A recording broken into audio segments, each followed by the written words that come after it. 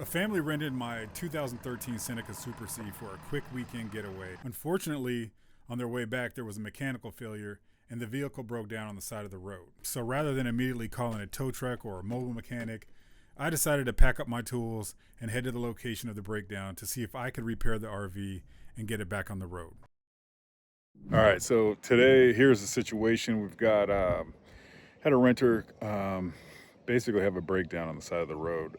Looks like the fan belt is not staying on the pulleys, and it actually split in half. Luckily, I had a spare one in the or on the vehicle, so they were able to get it changed, but it's not staying on the pulleys. So now it's kind of stuck here on the side of the road, and I'm going to try to attempt to change out what I think might be the problem, which is the belt tensioner.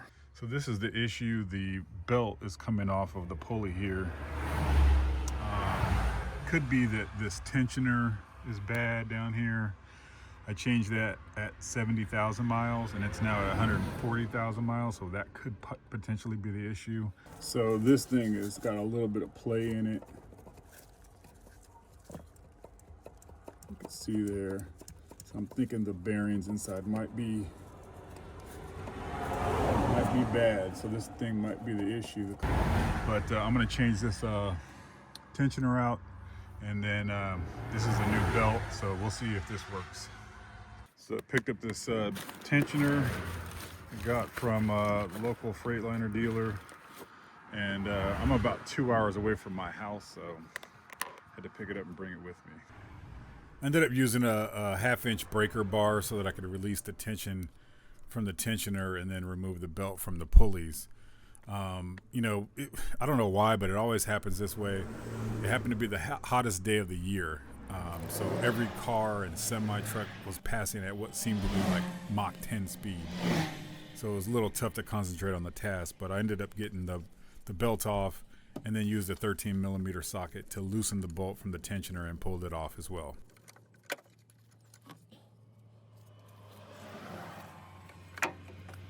So here's the new one. Here's the old one. The old one has some minor, a little bit of rust on here, but it's still tight compared to this one. It's a little looser, but so I'm gonna swap it out anyway, just because with the new belt it says you should swap out the tensioner as well. But I'm pretty sure it's that water pump, so I'm gonna swap this out and see if that holds up.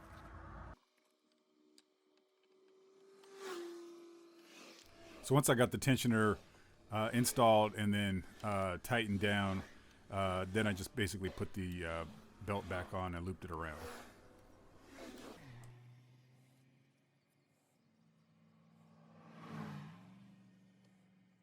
All right, I got the belt on there good, but I can see like when you move.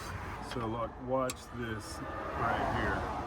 When you move it, see how it's got all that give? So I'm almost 100% sure this is the problem. All right, here we go. So as soon as the engine is started, the movement in the water pump causes the belt to partly walk off the fan pulley and ride on the edge of it, ultimately causing a groove down the middle of the belt and then causing it to rip over time. Yeah, so that's got to be it. It's that play that's in that water pump pulley that's causing it to walk off the belt to walk off the pulley. So it's definitely that's what it is. So I'm about an hour and 15 minutes away from the closest Freightliner dealer. I just called them. They said they got 2 in stock, so I'm gonna hit the road. It's about 11:30 now, so if I get up there, maybe get back here by like 1:30 or so and get it swapped out. All right, so let's go. Because I had another family renting the RV in less than 24 hours, I was under a time crunch to get the RV repaired, back home, and prepped for the upcoming rental. If not, I would have to potentially cancel the reservation, ruining the vacation of the family renting the RV, and most importantly, I'd be losing out on about $1,500 in rental income. So I quickly grabbed the part, got on the road, and hightailed it back to the RV so I could get it swapped out and get the RV back home. So I got back. It's now 2:30. I got the part. They had it. I checked it when I was in there, but I didn't see, and it's broken. Like this piece right here is broken off, and I didn't see this side was broken off. This one was cracked. This one was just missing. And I checked it when I was in there. I just pulled it out, make sure it was the right part, and it looked good. And I put it back in the container and got out of there so quick. So now it's 2:30, and I got to make a decision here. What the heck am I gonna do, man? Because I don't know if it'll work with just teeth missing, just even temporarily. So the broken water pump just wasn't going to work, so I had no choice but to drive the 3-hour round trip back to the same dealer. Now luckily they had one more water pump left in stock, so I called ahead and let them know that I would be coming to exchange the broken one. All right, so I got back, got the pump.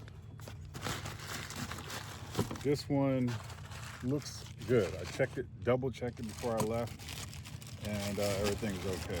The fact that it broke kind of makes me nervous, though. I mean, hopefully it doesn't break inside while it's, working. One of those teeth break off or something. But I'm gonna take this out of here and then put to work.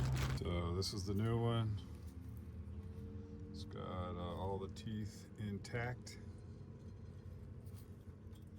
Nothing's broken or chipped or anything. So I'll get this taken off and we should be okay, I hope. I used the 11mm socket to remove the 2 bolts and then gave it a quick tap with the rubber mallet to break the seal, allowing all the coolant to then drain out, and then I just pulled the pump out.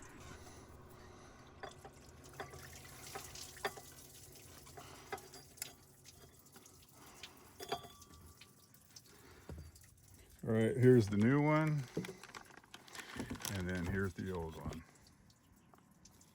I then put the new pump in place and the tensioner and tightened both down, and then reinstalled the belt.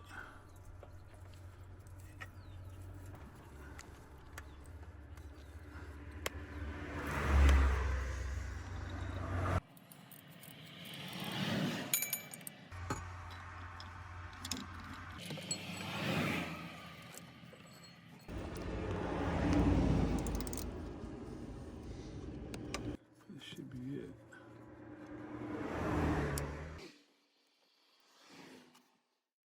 All right, so got everything on there straight. The belt looks like it's on there straight.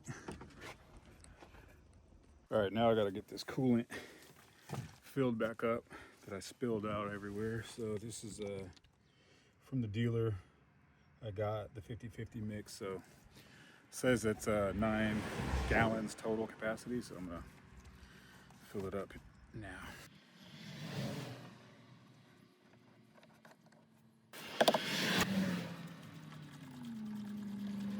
So we got full reservoir here. All right, let's start it up.